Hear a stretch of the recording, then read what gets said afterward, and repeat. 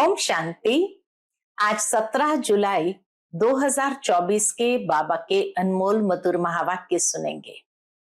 आज की बाबा की मुरली में बाबा ने हम बच्चों को पुनः आत्मा का पाठ पक्का कराया है कि बच्चे स्वयं को आत्मा समझ करके आत्मा भाई से बात कर रही हूं। ये भाई भाई की दृष्टि और वृत्ति सदा बनी रहे, तब अवस्था मजबूत होगी। साथ ही बाबा कहे, बच्चे अब घर जाना है, लेकिन घर कैसे जाएंगे?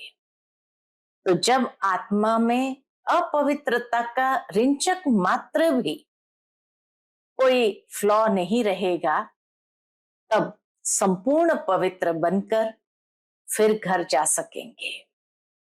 दूसरा बाबा कहे, जब स्वयं के अंदर ज्ञान बल और योग बल को भरपूर कर देंगे, तब आत्मा घर जाने के लिए तैयार होगी, अर्थात कर्मातीत अवस्था को पालेंगे।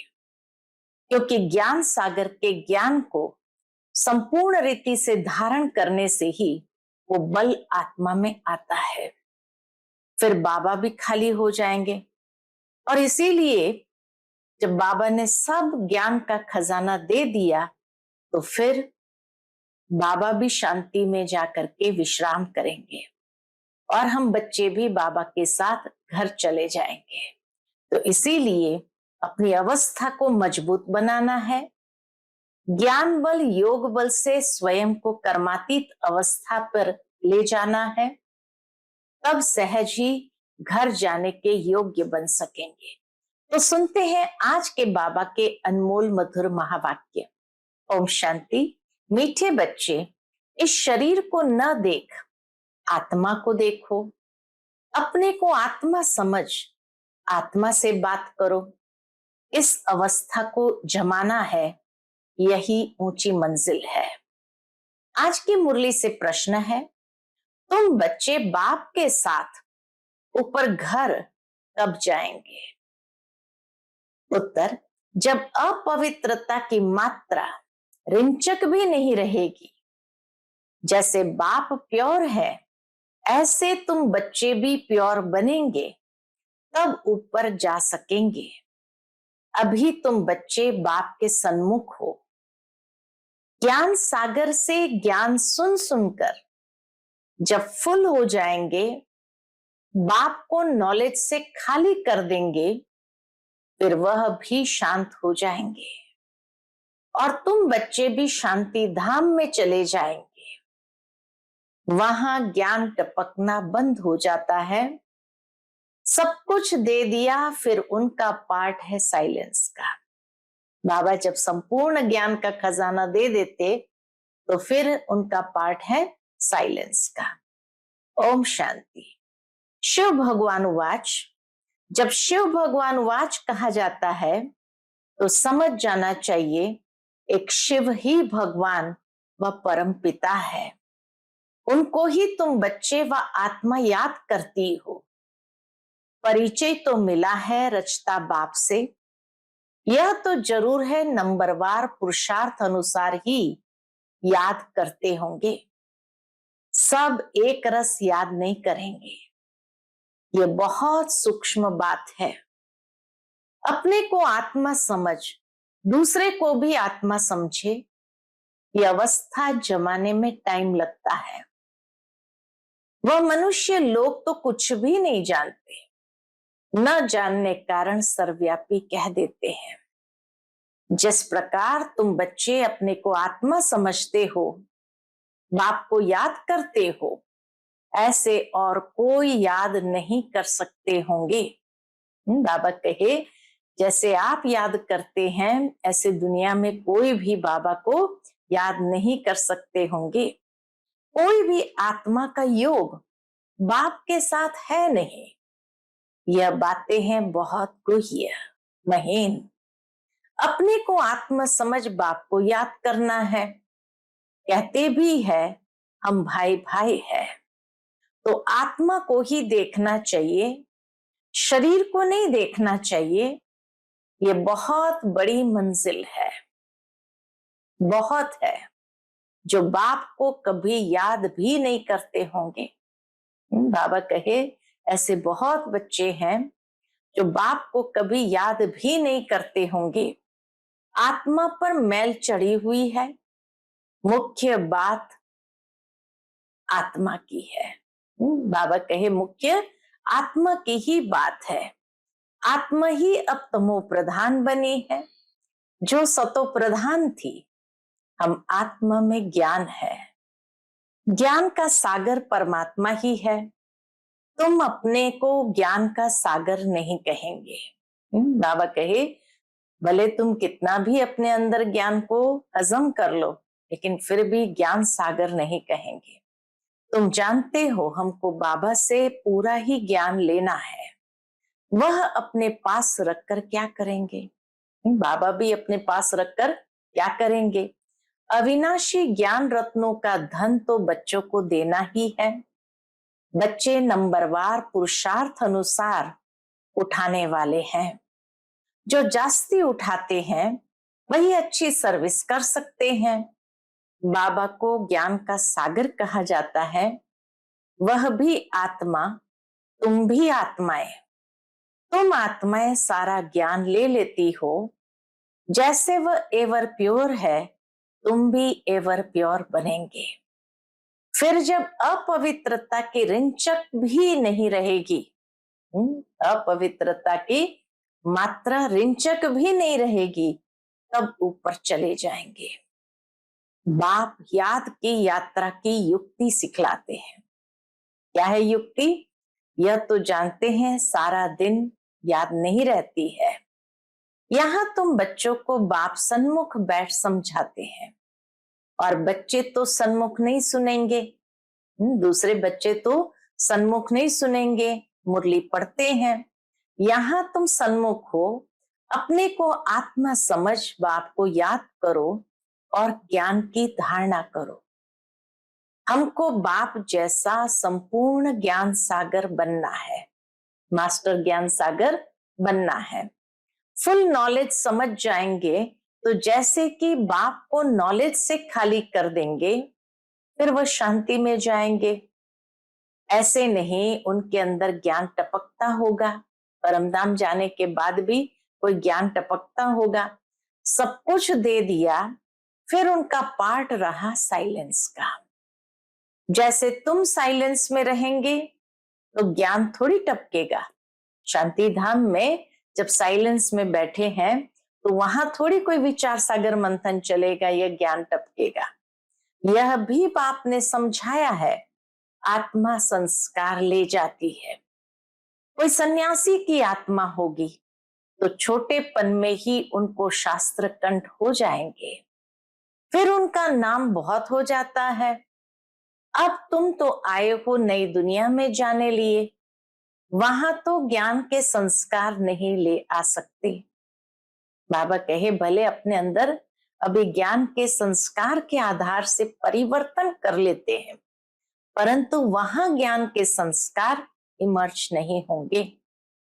तो वहां तो ज्ञान के संस्कार नहीं ले जा सकते हैं, यह संस्कार मर्ज हो जाते हैं। बाकी आत्मा को अपनी सीट लेनी है नंबरवार पुरुषार्थ अनुसार। फिर तुम्हारे शरीरों पर नाम पड़ते हैं। शिव बाबा तो है ही निराकार। कहते हैं मैं इन ऑर्गन्स का लोन लेता हूं। वह तो सिर्फ सुनाने ही आते हैं, वह कोई का ज्ञान सुनेंगे नहीं। बाबा आते हैं सुनाने के लिए, वह कोई का ज्ञान सुनेंगे नहीं, क्योंकि स्वयं ज्ञान का सागर है ना। सिर्फ मुख द्वारा ही वह मुख्य काम करते हैं। आते ही है सबको रास्ता बताने, बाकी सुनकर क्या करेंगे। इसीलिए बाबा भले ब्रह्मा बाबा के रथ में आते हैं, लेकिन सिर्फ मुख का आधार लेते हैं, बाकी कर्मेंद्रिय का नहीं। बाकी सुनकर क्या करेंगे? वह सदैव सुनाते ही रहते हैं कि ऐसे ऐसे करो, सारे झाड़ का राज सुनाते हैं। तुम बच्चों की बुद्धि में है कि नई दुनिया तो बहुत छोटी होगी, ये पुरानी दुनिया तो कितनी बड़ी है। सारी दुनिया में कितनी लाइट जलती है, लाइट द्वारा क्या क्या होता है। वहां तो दुनिया भी छोटी, लाइट भी थोड़ी होगी, जैसे एक छोटा सा गांव होगा। अभी तो कितने बड़े बड़े गांव हैं, वहां इतने नहीं होंगे। थोड़े मुख्य मुख्य अच्छे रास्ते होंगे। 5 तत्व भी वहां सतो प्रधान बन जाते हैं, कभी चंचलता नहीं करते। सुखधाम कहा जाता है, उसका नाम ही है हेवन। आगे चलकर तुम जितना नजदीक आते रहेंगे, उतना वृद्धि को पाते रहेंगे। बाप भी साक्षात्कार कराते रहेंगे। फिर उस समय लड़ाई में भी लश्कर की अथवा एरोप्लेन आदि की दरकार नहीं रहेगी। वह तो कहते हम यहाँ बैठे सबको खत्म कर सकते हैं, फिर ये एरोप्लेन आदि थोड़ी काम में आएंगे। फिर ये चंद्रमा आदि में प्लॉट आदि देखने भी नहीं जाएंगे। यह सब फालतू साइंस का घमंड है। कितना शो कर रहे हैं, ज्ञान में कितनी साइलेंस है। इसको ईश्वरीय दात कहते हैं, अर्थात ईश्वरीय देन कहते हैं। तो ज्ञान में कितनी साइलेंस है, इसको ईश्वरीय देन कहते हैं। साइंस में तो हंगामा ही हंगामा है, वह शांति को जानते ही नहीं है। तुम समझते हो विश्व में शांति तो नई दुनिया में थी, वह है सुखधाम। अभी तो दुख शांति है। यह भी समझाना है, तुम शांति चाहते हो, कभी अशांति हो ही नहीं। वह है ही शांति धाम और सुख धाम में। अशांति कभी भी शांति धाम और सुख धाम में नहीं होगी। स्वर्ग तो सब चाहते हैं, भारतवासी ही वैकुंठ स्वर्ग को याद करते हैं, और धर्म वाले वैकुंठ को याद नहीं करते। वह सिर्फ शांति को याद करेंगे। सुख को तो याद कर न सके, लॉ नहीं कहता। सुख को तो तुम ही याद करते हो, इसलिए पुकारते हो हमें दुख से लिबरेट करो। आत्माएं असल शांति धाम में रहने वाली है, यह भी कोई जानते थोड़ी है। बाप समझाते हैं, तुम बेसमझ थे, कब से बेसमझ बने। 16 कला से 12-14 कला बनते जाते, माना बेसमझ बनते जाते। अभी कोई कला नहीं रही है। कॉन्फ्रेंस करते रहते हैं, स्त्रियों को दुख क्यों है। बाबा कहे स्त्रियों को दुख क्यों है। अरे दुख तो सारी दुनिया में है, अथाह दुख है। अब विश्व में शांति कैसे हो। अब तो ढेर के ढेर धर्म है, सारे विश्व में शांति तो अब हो न सके। सुख को तो जानते ही नहीं। तुम बच्चियां बैठ समझाएंगी, इस दुनिया में अनेक प्रकार के दुख है, अशांति है। जहां से हम आत्माएं आई है वह है शांति धाम, और जहां यह अनादि सनातन देवी देवता धर्म था वह था सुख धाम। आदि सनातन हिंदू धर्म नहीं कहेंगे, आदि माना प्राचीन। वह तो सतयुग में था, प्राचीन सतयुग में था। उस समय सब पवित्र थे। वह है ही निर्विकारी दुनिया, विकार का नाम नहीं। फर्क है ना, पहले पहले तो निर्विकारी पना चाहिए ना। इसलिए बाप कहते हैं, मीठे मीठे बच्चों, काम पर जीत पहनो, अपने को आत्मा समझो। अभी आत्मा अपवित्र है, आत्मा में खाद पड़ी है, तब जेवर भी ऐसे बने हैं। आत्मा पवित्र तो जेवर भी पवित्र होगा। उनको ही वाइसलेस वर्ल्ड कहा जाता है। बड़ का मिसाल भी तुम दे सकते हो। सारा झाड़ खड़ा है, फाउंडेशन है नहीं। यह आदि सनातन देवी देवता धर्म है नहीं, और सब खड़े हैं, सब अपवित्र है। उनको कहा जाता है मनुष्य। वह है देवताएं। मैं मनुष्य को देवता बनाने आया हूं। 84 जन्म भी मनुष्य लेते हैं। सीढ़ी दिखानी है, कि तमो प्रधान बनते हैं तो हिंदू कह देते हैं, देवता कह न सके क्योंकि पतित है। ड्रामा में ये राज है ना, नहीं तो हिंदू धर्म कोई है नहीं। आदि सनातन हम ही देवी देवता थे, भारत ही पवित्र था, अब अपवित्र है तो अपने को हिंदू कहलाते हैं। हिंदू धर्म तो कोई ने स्थापन किया नहीं है, यह बच्चों को अच्छी रीति धारण कर समझाना है। आजकल तो इतना टाइम भी नहीं देते, कम से कम आधा घंटा दे तब पॉइंट सुनाए जाए। बाबा कहे कम से कम आधा घंटा दे तब पॉइंट सुनाई जाए। पॉइंट तो ढेर है, फिर उनसे मुख्य मुख्य सुनाई जाती है। पढ़ाई में भी जैसे जैसे पढ़ते जाते हैं तो फिर हल्की पढ़ाई अलफ बे आदि थोड़ी याद रहती है, वो भूल जाती है। अलफ बे याद नहीं रहती है, फिर भूल जाती है।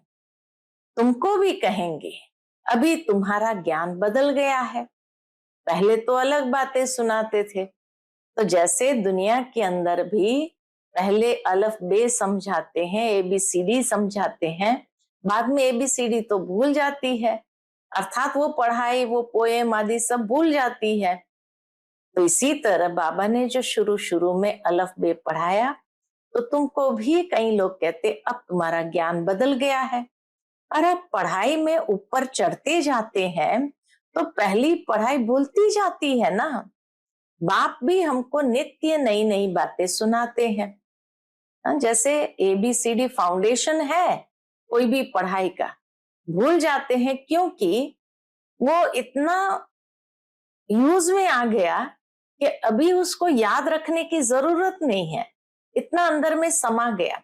इसी तरह बाबा ने भी शुरू शुरू में आत्मा का पाठ पक्का कराया, शिव बाबा का पाठ पक्का कराया, तो वो इतना समा गया कि अब आगे की बातों को समझना होता है।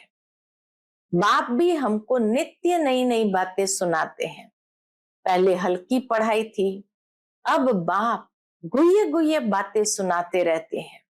ज्ञान का सागर है ना, सुनाते सुनाते फिर पिछाड़ी में 2 अक्षर कह देते हैं। अलफ को समझो तो भी काफी है, अलफ को जानने से बे को जान ही लेंगे, इतना सिर्फ समझाओ तो भी ठीक है। जो जास्ती ज्ञान नहीं धारण कर सकते वह ऊंच पद भी नहीं पा सकते, पास विथ ऑनर हो न सके। ज्ञान बल चाहिए, कर्मातीत अवस्था को पा न सके, इसमें बड़ी मेहनत चाहिए। याद की भी मेहनत है, ज्ञान धारण करने की भी मेहनत है। दोनों में सब होशियार हो जाए सो भी तो हो न सके, दोनों ही बातों में होशियार हो जाए ऐसा तो हो न सके। राजधानी स्थापन हो रही है, सब नर से नारायण कैसे बनेंगे। इस गीता पाठशाला की एम ऑब्जेक्ट तो यह है, वही गीता ज्ञान है, वह भी कौन देते हैं, यह तो सिवाय तुम्हारे कोई जानते ही नहीं। अभी है कब्रिस्तान पर परिस्तान होने का है, अभी है कब्रिस्तान पर परिस्तान होने का है। अभी तुम्हें ज्ञान चिता पर बैठ क्या बनना है, पुजारी से पूज्य बनना है। तो बाबा कहे अभी तुम्हें ज्ञान चिता पर बैठ पुजारी से पूज्य जरूर बनना है। साइंस वाले भी इतने होशियार होते जाते हैं, इन्वेंशन निकालते रहते हैं, भारतवासी हर बात का अकल वहां से सीख कर आते हैं। वह भी पिछाड़ी में आएंगे, कौन, साइंसदान, तो इतना ज्ञान उठाएंगे नहीं, फिर वहां भी आकर यही इंजीनियरिंग आदि का काम करेंगे। राजा रानी तो बन न सके, राजा रानी के आगे सर्विस में रहेंगे, ऐसी ऐसी इन्वेंशन निकालते रहेंगे। राजा रानी बनते ही है सुख के लिए, वहां तो सब सुख मिल जाने हैं। तो बच्चों को पुरुषार्थ पूरा करना चाहिए, फुल पास होकर कर्मातीत अवस्था को पाना है। जल्दी जाने का ख्याल नहीं आना चाहिए। अभी तुम हो कौन, ईश्वरीय संतान, बाप पढ़ा रहे हैं, ये मिशन है। मनुष्य को चेंज करने की, परिवर्तन करने की यह मिशन है। जैसे बौद्धियों की, क्रिश्चियन की मिशन होती है ना, कृष्ण और क्रिश्चियन की भी रास मिलती है। कृष्ण और क्रिश्चियन की भी रास मिलती है। उन्हों को लेन देन का भी बहुत कनेक्शन है। कृष्ण और क्रिश्चियन का लेन देन का भी बहुत कनेक्शन है, जो इतनी मदद करते हैं। उनकी भाषा आदि छोड़ देना यह भी एक इंसल्ट है। वह तो आते ही पीछे हैं, न बहुत सुख न बहुत दुख उठाते। सारी इन्वेंशन वह लोग निकालते हैं, यहाँ भल कोशिश करते हैं, परंतु एक्यूरेट कभी बना नहीं सकेंगे। विलायत की चीज अच्छी होती है, ऑनेस्टी से बनाते हैं, यहाँ तो डिसऑनेस्टी से बनाते हैं। अथाह दुख है। सबके दुख दूर करने वाला एक बाप के सिवाय और कोई मनुष्य हो न सके। बल कितनी भी कॉन्फ्रेंस करते हैं, विश्व में शांति हो, धक्का खाते रहते हैं। सिर्फ माताओं के दुख की बात नहीं है, यहाँ तो अनेक प्रकार के दुख है। सारी दुनिया में झगड़े मारामारी की ही बात है। पाए पैसे की बात पर मारामारी कर देते हैं, वहां तो दुख की बात नहीं होती। यह भी हिसाब निकालना चाहिए। लड़ाई कभी भी शुरू हो सकती है। बाबा कहे लड़ाई कभी भी शुरू हो सकती है। भारत में रावण जब से आता है तो पहले पहले घर में लड़ाई शुरू होती है, जुदा जुदा हो जाते हैं। भारत में जब से रावण आता है तब से पहले पहले लड़ाई शुरू होती है, जुदा जुदा हो जाते हैं, आपस में लड़ मरते हैं। फिर बाहर वाले आते हैं, पहले ब्रिटिश थोड़ी थे, फिर वह आकर बीच में रिश्वत आदि देकर अपना राज्य कर लेते हैं। इतना रात दिन का फर्क है, नया कोई भी समझ ना सके। नई नॉलेज है ना जो फिर प्राय लोप हो जाती है। बाप नॉलेज देते हैं, फिर वह गुम हो जाती है। ये एक ही पढ़ाई एक ही बार एक ही बाप से मिलती है। एक ही पढ़ाई एक ही बार एक ही बाप से मिलती है। आगे चल तुम सबको साक्षात्कार होते रहेंगे कि तुम यह बनेंगे, परंतु उस समय कर ही क्या सकेंगे, उन्नति को पा नहीं सकेंगे। रिजल्ट निकल चुकी, फिर ट्रांसफर होने की बात हो जाएगी। फिर रोएंगे पीटेंगे, हम बदली हो जाएंगे नई दुनिया के लिए। तुम मेहनत करते हो, जल्दी चारों तरफ आवाज निकल जाए, फिर आप ही सेंटर्स पर भागते रहेंगे, परंतु जितना देरी होती जाएगी टू लेट होते रहेंगे। फिर कुछ जमा नहीं होगा, पैसे की दरकार नहीं रहेगी। तुमको समझाने लिए यह बैज ही काफी है। यह ब्रह्मा सु विष्णु, विष्णु सु ब्रह्मा, यह बैज ऐसा है जो सब शास्त्रों का तंत्र यानी सार इसमें है। बाबा बैज की बहुत महिमा करते हैं। वह समय आएगा जो यह तुम्हारे बैज सब नैनों पर रखते रहेंगे। जैसे इतना उसको ऊंच समझेंगे। मन मना भव इसमें है, इस बैज में है मन मना भव। मुझे याद करो तो यह बनेंगे। फिर यही 84 जन्म लेते हैं।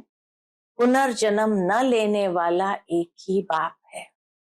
अच्छा, मीठे मीठे सिकिलदे बच्चों प्रति मात पिता बाप दादा का याद प्यार और गुड मॉर्निंग। रूहानी बाप की रूहानी बच्चों को नमस्ते। हम सब रूहानी बच्चों की रूहानी मात पिता बाप दादा को याद प्यार गुड मॉर्निंग और नमस्ते नमस्ते। शुक्रिया बाबा, शुक्रिया। आज की मुरली से धारणा के लिए मुख्य सार है। पहली पॉइंट, याद की मेहनत और ज्ञान की धारणा से कर्मातीत अवस्था को पाने का पुरुषार्थ करना है। ज्ञान सागर की संपूर्ण नॉलेज स्वयं में धारण करनी है। दूसरी पॉइंट, आत्मा में जो खाद पड़ी है उसे निकाल संपूर्ण वाइसलेस बनना है। रिंचक मात्र भी अपवित्रता का अंश न रहे। हम आत्मा भाई भाई है, यह अभ्यास करना है। आज का बाप दादा का मधुर वरदान हम बच्चों के प्रति है, समय और संकल्प रूपी खजाने पर अटेंशन दे।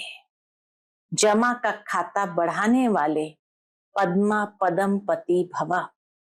समय और संकल्प रूपी खजाने पर अटेंशन दे, जमा का खाता बढ़ाने वाले पद्मा पदम पति भव। वैसे खजाने तो बहुत है, लेकिन समय और संकल्प, विशेष इन दो खजानों पर अटेंशन दो। हर समय संकल्प श्रेष्ठ और शुभ हो तो जमा का खाता बढ़ता जाएगा। इस समय एक जमा करेंगे तो पदम मिलेगा। हिसाब है, एक का पदम गुना करके देने की यह बैंक है। इसलिए क्या भी हो, त्याग करना पड़े, तपस्या करनी पड़े, निर्माण बनना पड़े, कुछ भी हो जाए, इन दो बातों पर अटेंशन हो तो पद्मा पदम पति बन जाएंगे। आज का स्लोगन है, मनोबल से सेवा करो तो उसकी प्रालब्ध कई गुना ज्यादा मिलेगी। बहुत सुंदर बात बाबा ने गुह्य बात समझाई है। मनोबल, अपने मन की शक्ति से सेवा करो। मन की शक्ति है संकल्प शक्ति, तो मनोबल से सेवा करो तो उसकी प्रालब्ध कई गुना ज्यादा मिलेगी, क्योंकि मन में ही हमेशा व्यर्थ और नेगेटिव संकल्प चलते हैं और यही हमारे मनोबल को क्षीण करती है। इसलिए मनोबल से सेवा करने के लिए जितना अंदर में समर्थी होगी, संकल्पों की समर्थी होगी, उतना प्रालब्ध कई गुना अधिक मिलेगा। अच्छा, ओम शांति।